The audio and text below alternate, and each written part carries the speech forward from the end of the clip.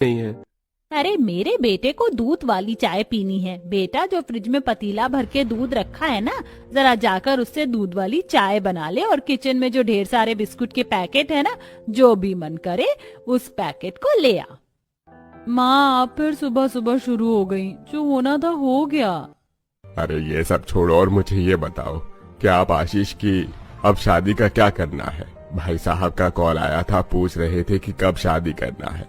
6 महीने से तो हम उन्हें टाल रहे हैं। अगर अभी हमने टाल दिया तो रिश्ता तोड़ देंगे। लेकिन हम उन्हें अपनी परेशानी भी तो नहीं बता सकते हैं। जब हमने उनसे रिश्ता जोड़ा था तब सब कुछ ठीक था, लेकिन अब कुछ भी ठीक नहीं है। वो तो भगवान का शुक्र है कि हमारा ये आलीशान घर महल बच गया। वैसे भी हम लड़के वाले हैं तो हमारी तरफ से इतना ज्यादा कुछ होगा ही नहीं। लड़की वाले ही सब कुछ करते हैं। मैं उन्हें अगले महीने का समय दे देता हूँ, क्या पता बहू के कदम पड़ने से कुछ सही हो जाए। ये सब इस कमबख्त की वजह से हुआ है। इतनी मेहनत से अपना बड़ा स्टार्टअप किया था, लेकिन आलसी महाराज ने अपने आलसी आपा की वजह से सब कुछ खो दिया। पैसे चुकाने के लिए हमने सब कुछ बेच दिया, लेकिन इससे तो कोई फर्क ही नहीं पड़ रहा है। रितेश ने अपनी सारी जिंदगी लगाकर एक बहुत बड़ा बिजनेस स्टार्ट किया था। उस बिजनेस की तरक्की के चलते ही यह पूरा परिवार इस आलीशान महल में रहता था। लेकिन रितेश के बेटे आशीष ने कभी अपने बिजनेस पर ध्यान नहीं दिया था। उससे कहीं ज्यादा अच्छा है। लेकिन माँ जी, यहाँ मुझे कोई नौकर वगैरह दिखाई नहीं दे रहे। क्या आज आपने सबकी छुट्टी कर रखी है? अरे नहीं बहू, वो क्या है ना, आजकल के नौकर ठीक से काम नहीं करते, बड़ी काम चोरी करते, इसलिए हमने नौकर रखे ही नहीं है। हम सभी अपने काम खुद कर लेते हैं, और वैसे भी हाथ पैर चलने चाहिए। भाभी, आप थक गई होंगी ना, चलिए आपको आपके कमरे में छोड़ देती हूँ, आप आराम कर लीजिए। शादी का दिन गुजरता है और आज अनामिका की पहली रसोई होती है। आज तो मेरी पहली रसोई की रस्म है, कुछ टेस्टी सा बनाऊंगी सबके लिए। अनामिका जैसे ही खाना बनाने के लिए राशन के डिब्बे खोलती है तो उसे किसी भी डिब्बे में राशन का एक भी दाना नहीं मिलता। चावल का डब्बा खाली है, ना आटा है और ना चावल। हरी सब्जियां भी नहीं है, फ्रिज भी बिल्कुल खाली पड़ा है, रसोई में भी कुछ नहीं है। इसका मतलब घर में राशन नहीं है। बिना राशन के मैं क्या बनाऊं? अनामिका जल्दी से अपनी सास के पास जाती है और उसे सारी बात बताती है। रसोई में राशन का एक दाना तक नहीं है, अब मैं बिना राशन के पहली रसोई कैसे करूंगी? अरे बहू, ये पहली रसोई की रस्म पुराने जमाने के लोगों की है। अभी तो तेरी शादी हुई है, शादी की थकान भी ठीक से नहीं उतरी है, तू खाने की चिंता मत कर। ठीक है माँ जी, अगर आप कह रही हैं तो। अनामिका अपने कमरे में चली जाती है। थोड़ी देर में सभी लोग खाना खाने के लिए बैठते हैं। सबकी प्लेट में सिर्फ एक एक रोटी और थोड़ी सी सब्जी रखी हुई थी, जिसे देखकर ये क्या, सबकी प्लेट में सिर्फ एक ही रोटी और ये थोड़ी सी सब्जी बाकी है? बाकी का खाना कहाँ है? भाभी, हम लोग इतना ही खाते हैं। वो क्या है ना, हम डाइटिंग करते हैं, इसमें पूरे दिन फास्टिंग होती है और सिर्फ एक बार ही खाना होता है। लेकिन आप सभी को इस डाइटिंग की क्या जरूरत पड़ गई? देखने में तो आप सभी बिल्कुल फिट हैं। डाइटिंग करने के लिए हमसे हमारी फैमिली डॉक्टर ने कहा था। अब उनकी बात हम कैसे टाल सकते हैं? तुम भी डाइटिंग करो, इससे हमारी इनर बॉडी बहुत अच्छी होती है, सारे टॉक्सिन हमारी बॉडी से निकल जाते हैं। अनामिका के आलीशान ससुराल वाले अनामिका से अपने गरीबी की सच्चाई छुपाते हुए उससे झूठ पर झूठ बोलते हैं। वहीं बेचारी अनामिका भी अपने ससुराल वालों की बात के चलते दिन में सिर्फ एक बार ही रोटी है। बहुत ज्यादा भूख लग रही है, रसोई में भी राशन नहीं है। इतने दिन से दिन भर में सब एक एक रोटी खाकर मेरा तो 2 किलो वजन कम हो गया है। मुझे अभी के अभी कुछ खाने के लिए दीजिए। क्या बहू, अभी के अभी? हाँ, वरना मैं तो चक्कर खाकर बेहोश हो जाऊंगी। नहीं नहीं बहू, तू जाकर आराम कर, मैं अभी तेरे लिए कुछ अच्छा सा बना देती हूँ। अनामिका अपने कमरे में चली जाती है।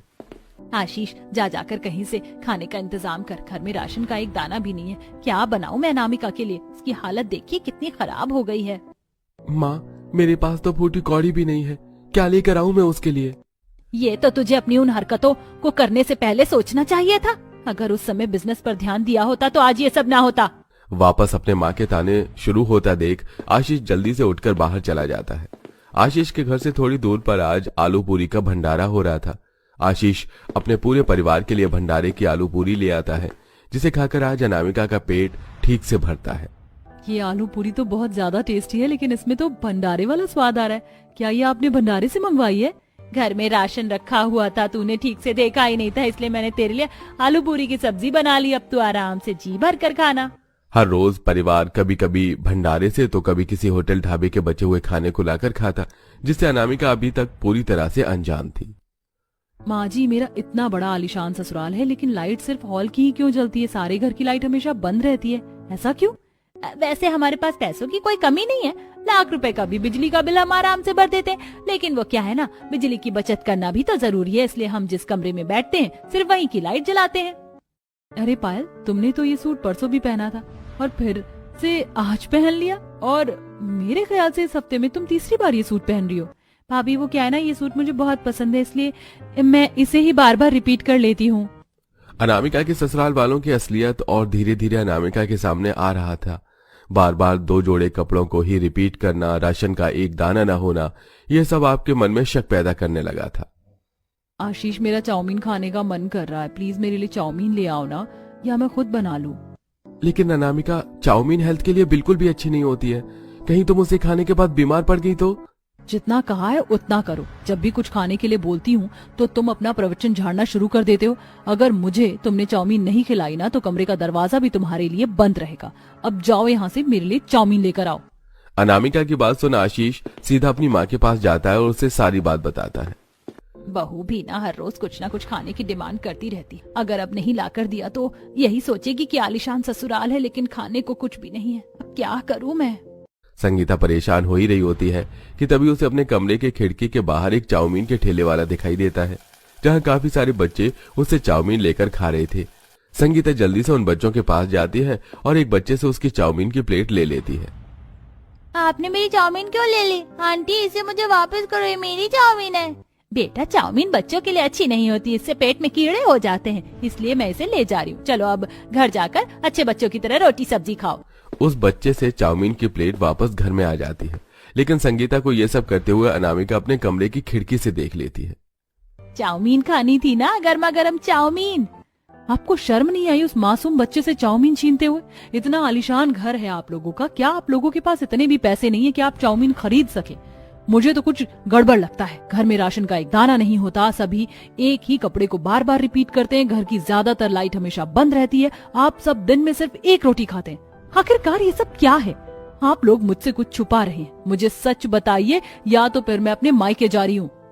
अनामिका के पूछने पर आशीष न चाहते हुए भी उसे सारी सच्चाई बताता है, जिसे सुनकर लेकिन आप लोगों ने मुझसे बात छुपाई क्यों?